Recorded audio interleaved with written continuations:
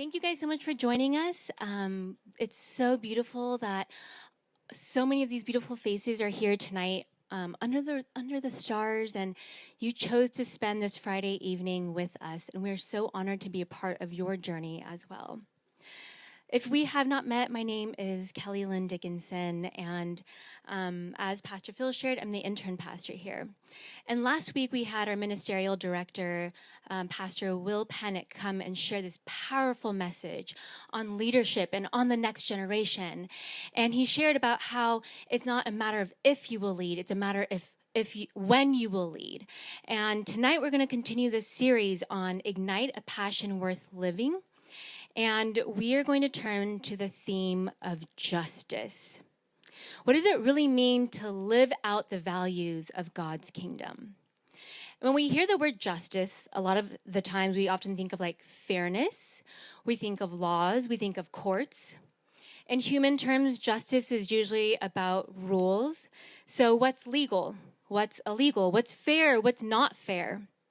And in an ideal world, the system that humans create would always be just. But in history, and even in our day-to-day lives, we see that the systems that humans create are always flawed because people are flawed, right? And the Bible even shows, and it's full of examples of nations rising and falling, kings coming in and abusing power, and the poor and the powerless are suffering under unjust structures. That's why, as Christians, we can't look to humans and human systems to define justice for us. That's why we have to look to God's kingdom. And Jesus doesn't make it complicated, thank goodness. He shows us clearly what justice looks like. But if we're honest, it's often really hard to live that out. Because the voices around us, what we see in the media, what we see on social media, what we see in politics and in culture, those are the things that are pulling us towards and against this vision of justice. And so tonight we're going to look at what God's justice really means. So in the Old Testament, justice always seemed very black and white. A lot of the times, if you read any of these stories where Israel, the nation under God's own people, if they obeyed God, then you would see the blessings would flow. And if they disobeyed, consequences would follow. And not just for like one consequence, it would be like generations of consequences. One of those examples is how the Israelites were freed from Egypt, and they were like finally free from slavery, yay! And they go out into the desert, they're gonna go to the promised land, and then they doubt God. And they end up wandering the desert for 40 years until the generation that doubted God all died off in the desert. And why? Because God's justice had to follow through. And often when we read in the Old Testament that God's justice is like that, we're like, why is he so heavy-handed? Like, it's so harsh.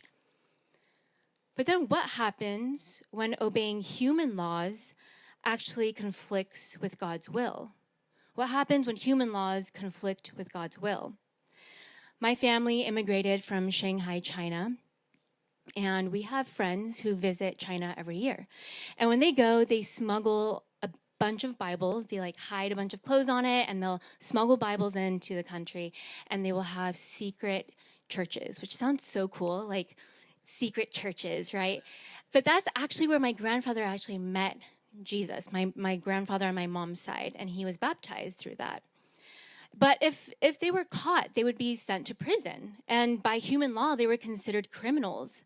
But in God's kingdom, they were living justly, right? Or we think back to World War II. Families who hid Jews in their homes were breaking the laws, or even children in schools were pressured to reveal if their parents were protecting anyone. And in that moment, churches recognized that while truth is central to God's kingdom, within a flawed human system, truth can be weaponized for evil. And so it was actually advocated for people to lie, because those who intend to use your truth for harm don't deserve the truth. By the law of the land, they were traitors, but by the law of God, they were faithful. So what is true justice? If you guys turn your Bibles to Micah 6:8, this is a classic verse on justice. Micah 6:8 says, "He has shown you, O mortal, what is good, and what does the Lord require of you? To act justly, to love mercy, and to walk humbly with our God." This is probably one of the most quoted verses when it comes to injustice, and for good reason. It takes us to the heart of God's desire. God's not asking for rituals. He's not asking for more things for you. He's not asking for empty sacrifices, but he's asking you for a transformed heart. And back in Micah's day, Israel treated justice as if it were some mystery. They were like, "What more do you want from us, God?" Because if you read the whole book of Micah chapter 6, in Micah 6, Israel is being put in a court of the Lord. And God is complaining against his people, the Israelites.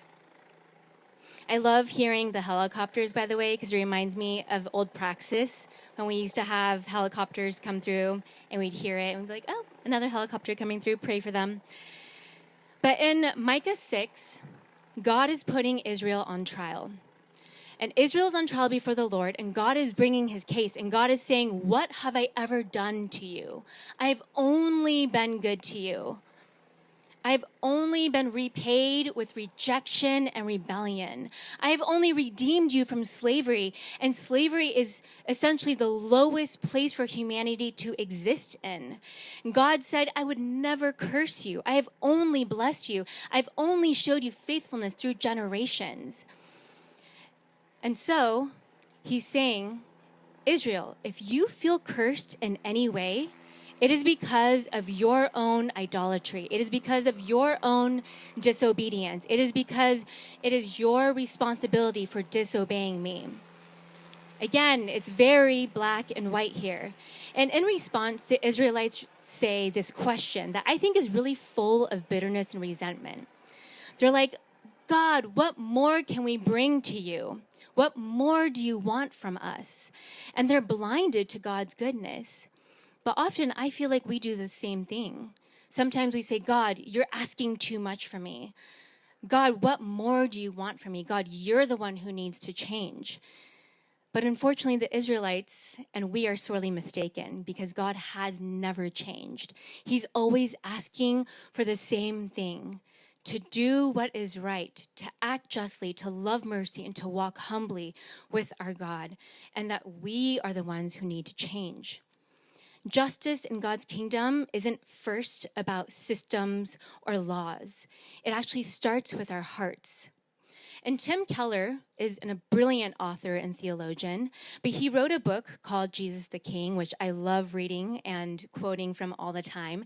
And he writes about the paralytic who is lowered down from the roof, through the roof, to reach Jesus by his friends. And Jesus sees him, and instead of healing him immediately and saying, "Rise and be healed," Jesus says, "Your sins are forgiven." And what's interesting is the man was probably like, "No, Jesus, like, that's not my immediate problem. My immediate problem here is paralysis. Like, I can't move. Can you just tell me to heal me right now?" But Jesus knew that his deeper problem was sin. So I'm going to read from the book. And it says, "But in fact, Jesus knows something the man doesn't know, that he has a much bigger problem than his physical condition. Jesus is saying to him, I understand your problems. I see your suffering. I'm going to get to that. But please realize that the main problem in a person's life is never his suffering. It's his sin. And if you find Jesus' response offensive, please at least consider this. If someone says to you, the main problem in your life is not what's happened to you, not what people have done to you, your main problem is the way you've responded to that. Ironically, you find that incredibly empowering. Why? Because you can't do very much about what's happened to you or about what other people are doing, but you can do something about yourself. When the Bible talks about sin, it's not just referring to the bad things that you do. It's not just lying or lust or whatever it may be. It is ignoring God in the world that he made. It's rebelling against him by living without reference to him. It's saying, I will decide exactly how I will live my life. And Jesus says that is our main problem. Do you catch what Tim Keller is saying here, friends? Our main problem isn't always what's been done to us, but how we live before God. Justice begins when our hearts are aligned with Him. But let me be clear here. This does not mean that if you're facing something horrible right now, something truly unjust has been done to you, it's somehow your fault or because your heart isn't right with God. I am not saying that. Injustice is real. Suffering is real. And sometimes we endure pain that we don't deserve as Christ followers in this world. But what Keller is pointing to is not a denial of injustice, but a reminder that even in the middle of injustice, the question remains, where is my heart before God? Now, I'm talking to a lot of people here who are Gen Z.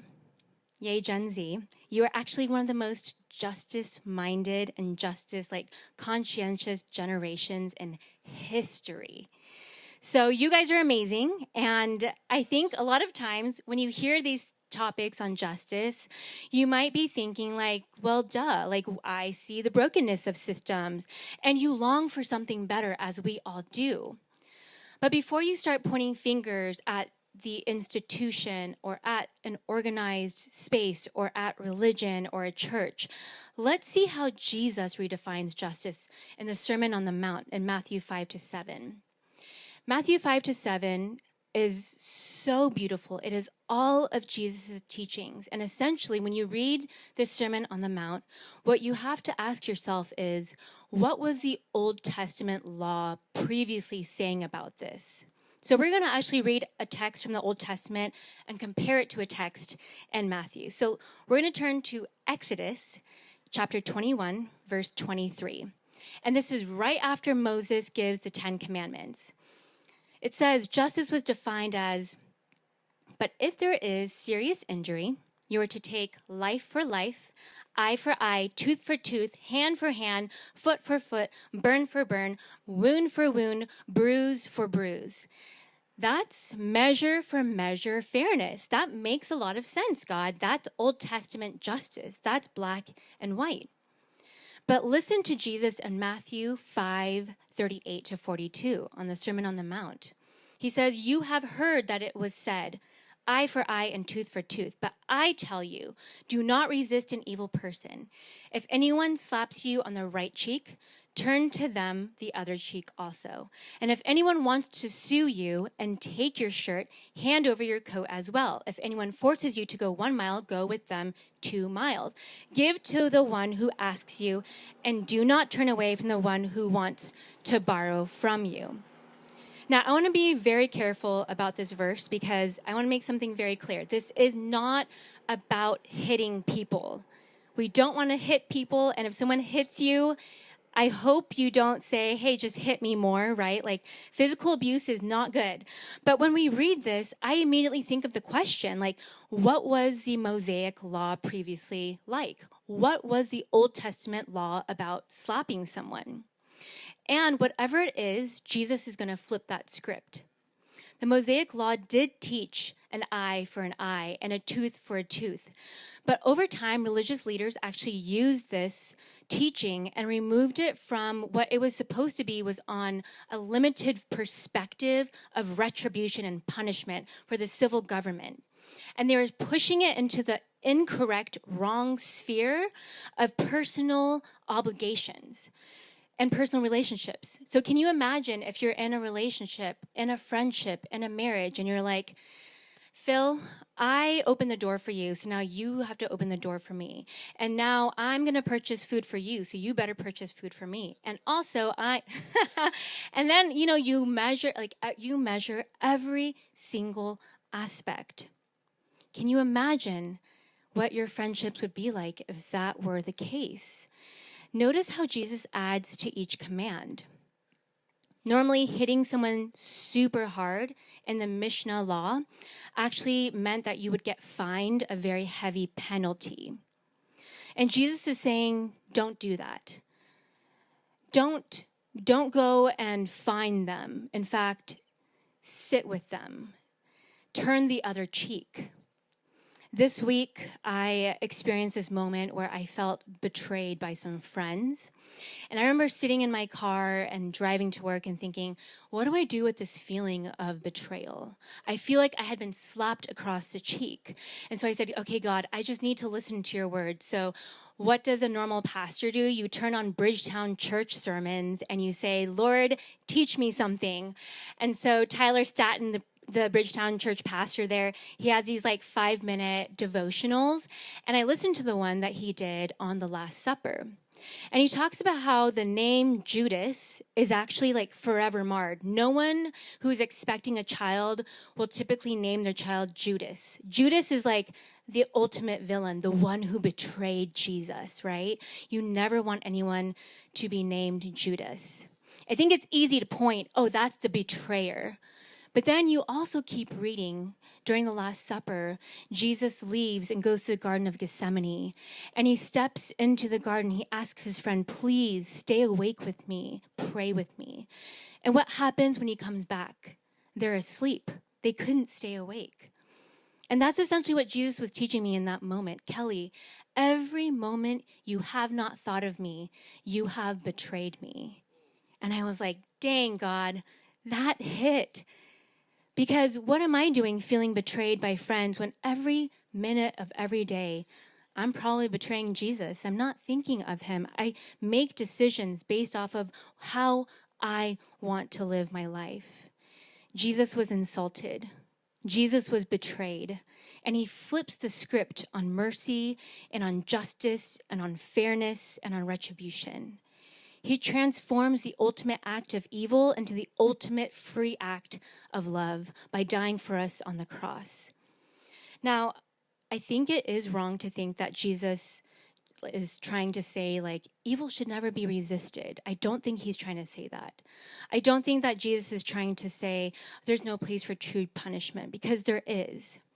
But I think what he is trying to say is that as disciples and followers of Christ, we want to resist doing the exact same thing that those who betray us do to us. If we are called Christians, we reject the worldly notion of revenge and retaliation. And justice isn't always about equality and punishment.